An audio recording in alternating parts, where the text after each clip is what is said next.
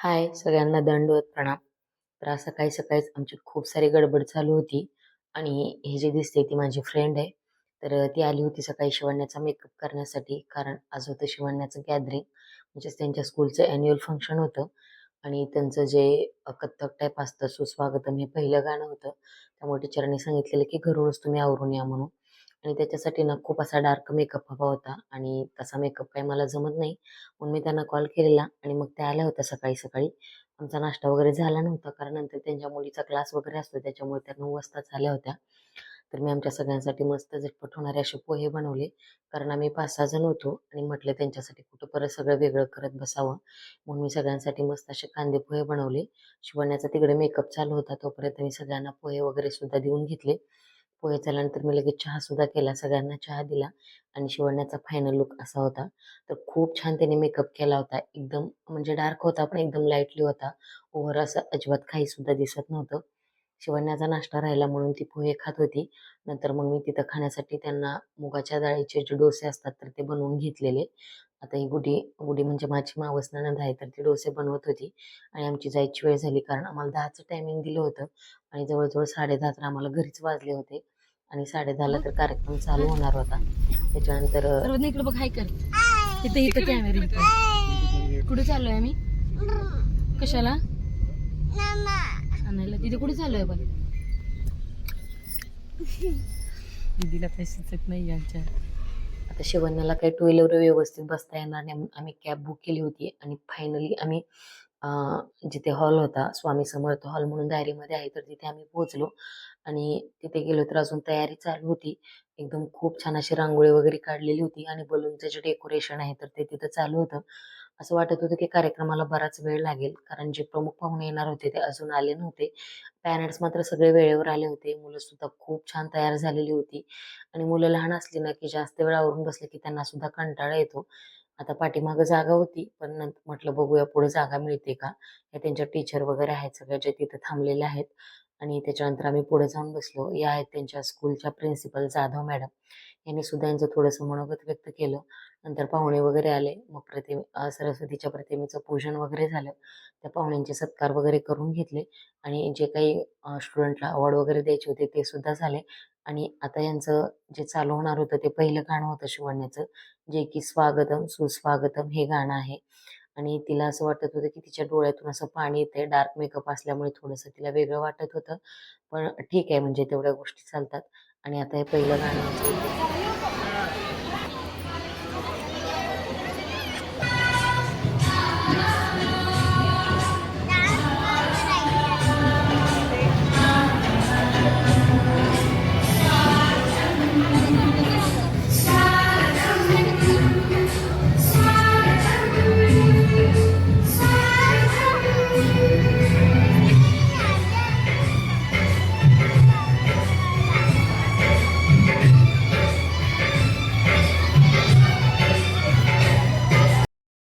पहिलं गाणं झालं होतं. हा जो लूक आहे तो तिच्या दुसऱ्या गाण्यासाठीचा होता.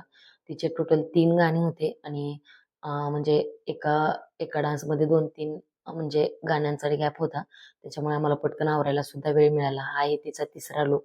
दुसऱ्या लूकचा व्हिडिओ जो आहे ना, तर तो मी तुम्हाला पूर्ण गाण्याचा व्हिडिओ शेअर करेन. कारण रिमिक्सचं सॉन्ग होतं आणि खूप छान मुलींनी शिवण्याने डान्स सुद्धा केला. शिवण्याने म्हणजे सगळ्याच मुलांनी केला. त्याच्यानंतर कार्यक्रम संपला आणि आम्ही घरी जायला निघालो. आता जाताना काही कॅब वगैरे बुक केली नव्हती. म्हणजे दादा आले होते दोन्ही, त्यांच्यासोबतच आम्ही गेलो गाडीवर आणि मुलींना सुद्धा भूक लागली होती, कारण बराच वेळ कार्यक्रम चालू होता. तर घरी आलो. त्याच्यानंतर आमच्या बाबांच्या फ्रेंडचा हा मुलगा आहे. त्याचं नाव आय थिंक देवांश काहीतरी आहे वाटतं, पण याला पिल्याच म्हणतात. तो सुद्धा खूप छान बराच वेळ खेळला. घरी आल्यानंतर मस्त मसाले भात केला, कोशिंबीर केली. आम्ही सगळ्यांनी जेवण केलं आणि सर्वज्ञाला झोपवलं आणि म्हटलं मग आता कामाला लागूया. तोपर्यंत ओंकार सुद्धा आले होते, जे की 2-3 दिवसापासून ते नव्हते. ते उज्जैनला गेले होते.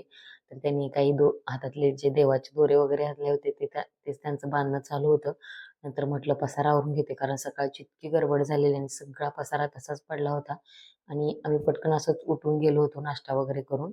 भांडी वगैरे घासली होती, पण दुपारी आल्यानंतरचा जो काही पसारा होता तो तसाच होता. मला थोडासा फ्रेश सुद्धा आवरायचा होता, तो पण मी हातासारखा आवरून घेतला. आणि इतकी सारी भांडी पडली होती. म्हटलं अगोदर भांडी घासून घेऊ आणि मग आपण चहा वगैरे करूया. तर आता ही भांडी इतकी पडली होती ना, असं वाटत होतं असं चुटकी वाजवली ना की ती भांडी घासून व्हावी. पण काय करणार, जी भांडी आहेत तर ते आपल्याला तर घासावीच लागणार ना. मी पटपट सगळी भांडी घासून घेतली आणि ओंकार होते, आमच्या दोघांच्या गप्पा चालू होत्या आणि मी भांडी घासत होते. त्यांचं असतं की मध्ये-मध्ये म्हणजे एंटरटेनमेंट चालू असतं, छान गप्पा मारत असतात आणि ते घरी असलं ना की असं बोर होत नाही, कामंसुद्धा पटपट होतात आणि वेळ पण पटकन निघून जातो. तर छान माझी भांडी घासायचं काम चालू होतं. आता आम्ही घरात जवळ-जवळ 5-6 माणसं राहतो, त्याच्यामुळे भांडीसुद्धा तेवढी जास्त पडतात. कारण स्वयंपाक जास्त करावा लागतो, जेवणाची ताटंसुद्धा जास्त पडतात. म्हणजे प्रत्येक गोष्ट वाढली त्याच्यामुळे खूप पसारा पडतो आणि लहान नाहीये कोणी, माझ्या मुलीच फक्त लहान आहेत, बाकी सगळे मोठे आहेत आणि तोपर्यंत गुडीसुद्धा घरं आवरून घेत होत्या आणि आता सर्वज्ञाला खायचा होता अक्षयकडं डोसा, म्हणून ती अक्षयच्या मांडीवर बसून छान डोसा खात होती. तोपर्यंत माझी सगळी भांडी, किचन वगैरे सुद्धा आवरून झालं होतं आणि गुडीने सुद्धा बऱ्यापैकी घरं आवरली होती, म्हणजे बेडरूम वगैरे सगळं आवरलेलं त्यांनी. कारण यांना खेळायचं नसतं, पण त्या काय करतात, सगळा पसारा काढून ठेवतात आणि ते झालं की लगेच दुसरा पसारा पाहिजे असतो. एकतर बेडरूम आवरून झाली होती, दुसरी बेडरूम आवरायचं त्यांचं काम चाललेलं आणि सकाळी थोडेसे कपडे वगैरे विस्कटलेले होते. म्हटलं पटकन नीट ठेवून घेऊया आणि या दोघींची म्हणून इतके असे फ्रॉक आहेत ना, हा लास्ट टाईम गॅदरिंगचाच फ्रॉक आहे शिवण्याचा आणि हा आताचा आहे तो पिंक. म्हणजे त्यांच्याकडे इतके असे फ्रॉक आहेत ना, पण ते अजिबात घालत नाहीत दोघी पण. त्या म्हणतात की टोचतं आम्हाला आणि हे काही डेली वापरू शकत नाहीये आणि फंक्शनसाठी पण ते अजिबात वापरत नाहीत. म्हणजे सुचत नाही की या कपड्यांचं मी काय करू आणि कोणाला द्यायचं म्हटलं ना, तरी की त्यांना रडायला येतं, "नाही आई द्यायचे नाहीत कोणाला कपडे." आता मी अशा कपड्यांच्या घड्या करत होते, तर हे बघा ही माझी लेक. आता इथे मेकअपचे डबे तिला खाली सापडले, लगेच सुरू केला मेकअप. म्हणजे बेल्ट लावलाय, आता पावडर लावेल, लिपस्टिक लावेल. असं थोडं सुद्धा म्हणजे डोळ्याचं पातं सुद्धा लावू देत नाही, इतका कुटाणा करते ही. हे बघा पावडर लावली, बेल्ट लावलाय. म्हणजे तिचं लक्ष नाहीये की तिच्याकडे कोणी बघतंय काय नाही, ते आपल्या आपल्या विश्वात दंग असते. नंतर म्हटलं कपाट वगैरे आवरून झालं होतं. ड्रेसिंग टेबल सुद्धा विस्कटला होता, म्हणलं तो पण आवरून घ्यावा. आता माझ्याकडे काही जास्त मेकअपचं सामान वगैरे नाही, पण जे काय आहे ते मुलींचंच हेअर बेल्ट असतील, क्लिप असतील, या सगळ्या गोष्टी आहेत त्यांच्या. त्याच्यानेच अगदी डबे भरलेत आणि छान असा मी ड्रेसिंग टेबल सुद्धा आवरून घेतला. तर लहान मुलं असली की पसारा होतोच. किती जरी आवरलं तरी नंतर आहे असं होणारच आहे. पण ठीक आहे, तेवढंच मनाला एक मानसिक समाधान मिळतं की बाबा नाही आज आपण हे आवरले. आता घरातलं आम्ही आवरून बाहेर येत होतो तोपर्यंत सर्वजणी परत बाहेर पसारा केलता. नंतर संध्याकाळी मस्त चहा वगैरे झाला आणि ही अक्षयला म्हणत होती की तू लॅपटॉप बंद कर आणि मला घेऊन खाली खेळायला चल. आणि अक्षय तिला चिडवत होते की नाही नेणार म्हणून. तर ती त्याचा लॅपटॉप असा बंद करत होती. शेवटी ती दादाला घेऊन बाहेर गेलीच. अक्षयला म्हटलं हिला तोपर्यंत फिरवून आणा म्हणजे आमचा स्वयंपाक वगैरे होईल. तर अक्षय त्यांना घेऊन गेले थोडा वेळ खाली पार्किंगला. कारण संध्याकाळच्या वेळी जास्त वेळ पार्किंगला नेता पण येत नाही कारण मच्छर खूप चावतात आणि मच्छर चावले की मग या सुद्धा जास्त वेळ खेळत नाही. मुलं पण नसतात कोणी खाली आणि अक्षय घेऊन गेले. मग आमचं आता चाललं होतं की स्वयंपाक काय करायचा याच्यावर चर्चा चालली होती. मग आमचा प्लॅन ठरला आणि आम्ही लगेच स्वयंपाकाला लागलो. फक्त भात, भाजी आणि कोशिंबीर मला घरी करायची होती आणि आज इतका कंटाळा आला होता ना, त्यामुळे बाबा म्हणले, की "ठीक आहे, आज आपण चपात्या बाहेरूनच आणूया." आणि आमच्या इथे छान मिळतात चपात्या. तर मी कोशिंबीर वगैरे करून घेतली आणि माझ्या लेकीचं असतं, की नाही म्हणजे तू काम करते ना, तर तसं मला पण करू दे. म्हणजे की नाहीतर बघू तर दे. म्हणजे ती अशी ट्रॉलीवर उभं राहते माझ्यापुढं आणि मग तिचं असं चालू असतं, की जसं आई करते तसं करायचं किंवा बघत तरी उभं राहायचं. पण आईला एकटं अजिबात सोडायचं नाही, असा तिचा हट्ट असतो. नंतर माझा छान स्वयंपाक वगैरे झाला होता. कोशिंबीर वगैरे सुद्धा करून घेतली होती. तर कोशिंबीर बनवताना मी काय करते, सगळ्या भाज्या वगैरे कट करून त्यात दही मिक्स करून ठेवते. थोडंसं शेंगदाण्याचं कूट सुद्धा टाकते. फक्त मीठ आणि साखर जेव्हा आपण खाणार आहे त्यावेळेस मिक्स करते. म्हणजे कोशिंबिरीला पाणी सुटत नाही आणि भाज्या एकीकडं आणि पाणी एकीकडं असं अजिबात होत नाही. नंतर मी काल कोथिंबीर वडी बनवली होती.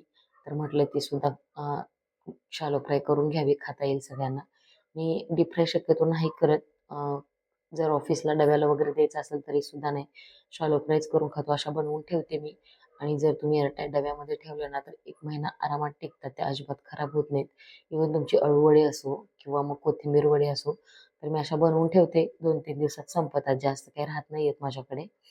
तर गावावरून छान कोथिंबीर वगैरे आली होती. मस्त कोथिंबीर होती म्हणून मी वड्या बनवून घेतल्या आणि त्या अशा मस्त छान शॅलो फ्राय सुद्धा करून घेतल्या. आता हिचं असं चालू होतं की डान्स करायचे आणि बाबा गाणं लाव म्हणून. नंतर आम्ही सगळ्यांनी मस्त असं बसून जेवण केलं.